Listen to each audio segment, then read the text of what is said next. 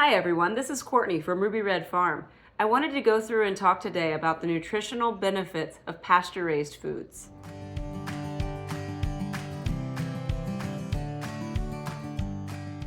Keep in mind, all of these nutritional benefits I'm about to mention are compared to conventionally raised products. We raise all of our animals out on pasture, meaning that they have full access to grass, as well as the bugs and the other food items that are down in the soil. If you've enjoyed our content, I encourage you to subscribe. Winter is a slow time for us, and so as the season gets going, these videos hopefully will be getting more and more exciting as we get into our summer growing season. Also, stay tuned till the end of the video, friends. I have some bonus benefits at the end, talking about things that are not necessarily nutritional benefits, but they're still great benefits for this style of raising food. So let's dive right in. When we talk about eggs, so pasture-raised eggs are a little different than, by definition, free-range. However, if you're from the country, free-range is probably the term you've heard. Pasture-raised eggs, though, are chickens who have had access to pasture. There's a certain number of square footage for it to be deemed specifically pasture-raised. I think it's 130 square feet per bird.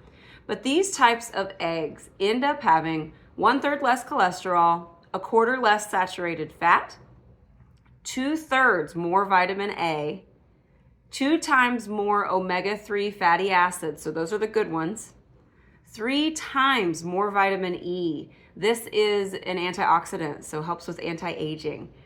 You also have 7 times more beta-carotene and 3 to 6 times more vitamin D, which makes sense because those hens are getting a lot more daylight.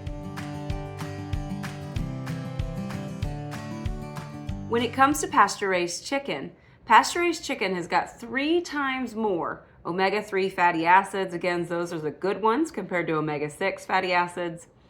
It has also 50% higher rates of vitamins A, D, and E compared to conventionally raised chicken.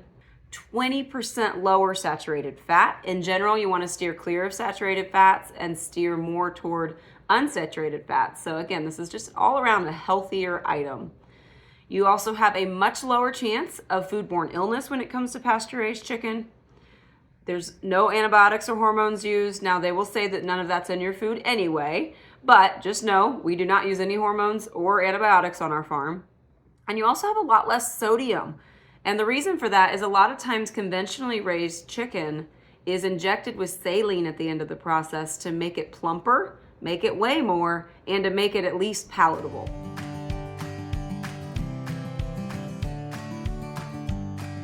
Now, when it comes to pork, you're going to see a lot of similarities here. There's less saturated fat in pasture-raised pork.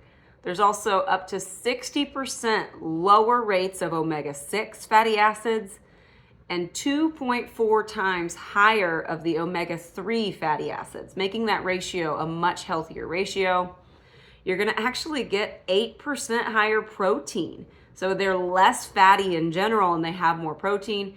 On our pigs, we believe that has to do with the amount of exercise, the amount of activity that they're getting. Their muscles are just healthier. You're also going to see up to 2 times the amount of vitamin E in pasture-raised pork.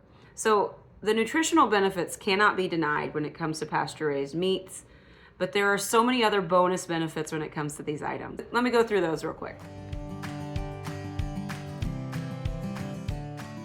The most obvious bonus benefit is it tastes so much better. If you've had a pasture-raised egg, if you've had pasture-raised chicken, you know these taste so much better than store-bought. I will say with pasture-raised pork, it's actually so different of a taste that at first I didn't care for it because I had grown up with store-bought pork. Once I got used to it, I can now appreciate that it tastes much better, but it is such a big difference. It really makes me wonder what they're doing to conventionally raised pork in that it doesn't even taste like pork anymore by the time it gets to your plate from a supermarket.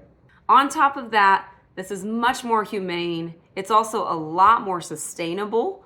I am looking out for the environment when I'm raising my animals this way and actually giving back to my farm instead of just robbing all of the nutrition from the ground. The other thing to think about is when you buy these items, you're typically supporting a small farmer. Now, even if this farmer is well established and seems really big, they're probably significantly smaller than your typical producers of eggs, chicken, or pork. So So that's all I have for you guys. Again, I appreciate you following along.